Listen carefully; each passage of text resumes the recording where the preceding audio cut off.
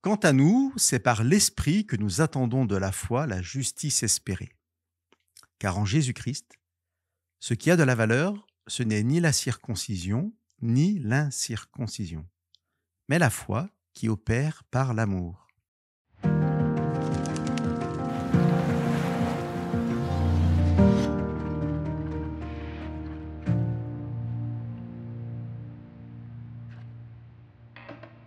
Nous sommes invités aujourd'hui à faire partie de ce nous, de ceux qui, par la foi, croient que leur salut vient de la grâce de Dieu manifestée en Jésus-Christ.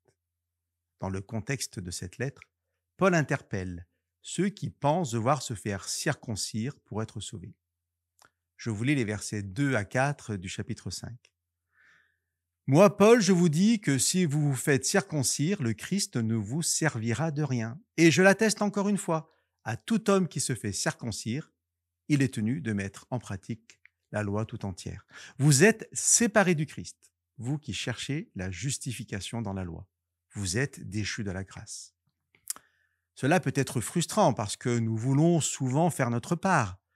Cela peut nous sembler incompréhensible, mais la grâce ne peut être grâce que si elle est un don gratuit de la part de Dieu et reçu comme tel de notre part. Alors, chers amis, réécoutons cette extraordinaire révélation donnée par Dieu à Paul.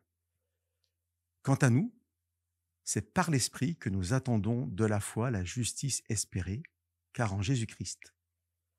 Ce qui a de la valeur, ce n'est ni la circoncision ni l'incirconcision, mais la foi qui opère par l'amour, en Jésus-Christ. Ici est le cœur de tout. Nous ne pouvons être sauvés qu'en acceptant le don gratuit de la grâce de Dieu.